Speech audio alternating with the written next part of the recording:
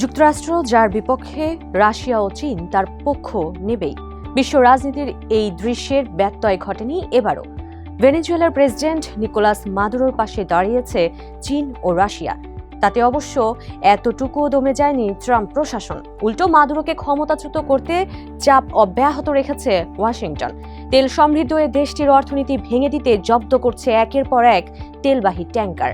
এ অবস্থায় প্রশ্ন উঠেছে, ভেনেজুয়েলার তেল পেতেই কি এমন মরিয়া ট্রাম্পের কাছ থেকে মাদুরোকে রক্ষা করতে পারবে রাশিয়া চীন? গত 4 মাস ধরে ভেনেজুয়েলাকে সামরিক হুমকি দিয়ে আসা ট্রাম্প আগে কখনোই মাদুরোকে ক্ষমতাচ্যুত করার কথা সরাসরি বলেননি। 22 ডিসেম্বর পররাষ্ট্রমন্ত্রী মার্কো রুবিও ও প্রতিরক্ষামন্ত্রী পিট হেগসেথকে পাশে রেখে এবার সেটিও পরিষ্কার করেছেন ট্রাম্প।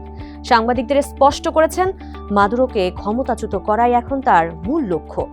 ট্রাম্প বলেন, আমার মনে হয় মাদুরোকে ক্ষমতাচ্যুত করা হতে পারে, তবে এটি তার সিদ্ধান্ত। আমার মতে তার জন্য সরে যাওয়াই বুদ্ধিমানের কাজ হবে। মাদুরো জোটবদ্ধ হয়ে প্রতিরোধ গড়ার চেষ্টা করলে কি পরিণতি অপেক্ষা করছে সেটিও জানিয়েছেন ট্রাম্প। তিনি বলেন, সে যদি শক্ত হতে চায় তাহলে সেটি হবে তার জীবনে শেষবারের মতো শক্ত হওয়ার সুযোগ। এদিকে ভেনেজুয়েলার উপকূলে এরই মধ্যে 2টি তেলবাহী ট্যাঙ্কার জব্দ করেছে মার্কিন কোস্ট গার্ড।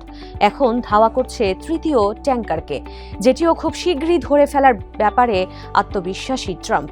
আটককৃত এসব জাহাজ ও প্রায় 40 লাখ ব্যারেল তেল নিয়ে নিজের পরিকল্পনার কথাও জানিয়েছেন মার্কিন প্রেসিডেন্ট। তিনি বলেন, হয়তো আমরা তেল বিক্রি করব, হয়তো রেখে দিব, অথবা কৌশলগত তেল মজুদে ব্যবহার করব। জাহাজগুলো আমরা রেখে দিচ্ছি।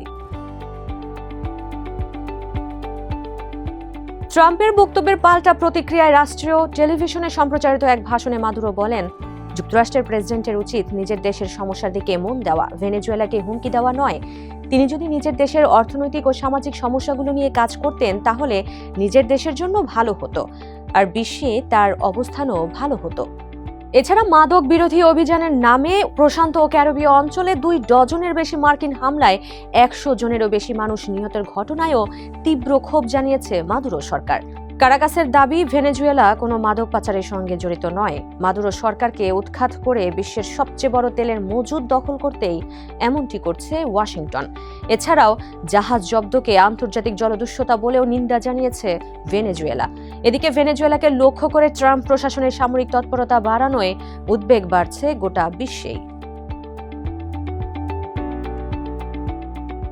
যুক্তরাষ্ট্র ভেনেজুয়েলা উত্তেজনার মধ্যেই মঙ্গলবার জাতিসংঘ নিরাপত্তা পরিষদে একটি বৈঠক অনুষ্ঠিত হতে যাচ্ছে। ভেনেজুয়েলার অনুরোধে ডাকা এই বৈঠকে মাদুরো সরকারের পাশে দাঁড়িয়েছে রাশিয়া ও চীন।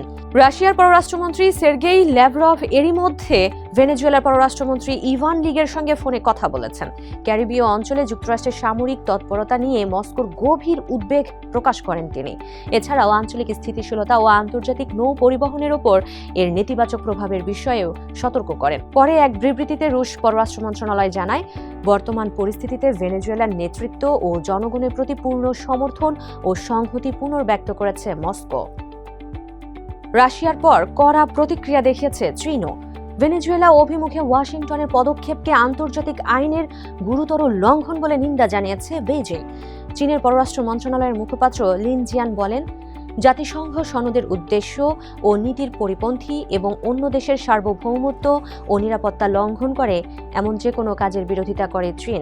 জিয়ান আরও বলেন, ভেনেজুয়েলার স্বাধীনভাবে উন্নয়ন করার এবং অন্য দেশের সঙ্গে পারস্পরিক লাভজনক সহযোগিতা করার অধিকার রয়েছে।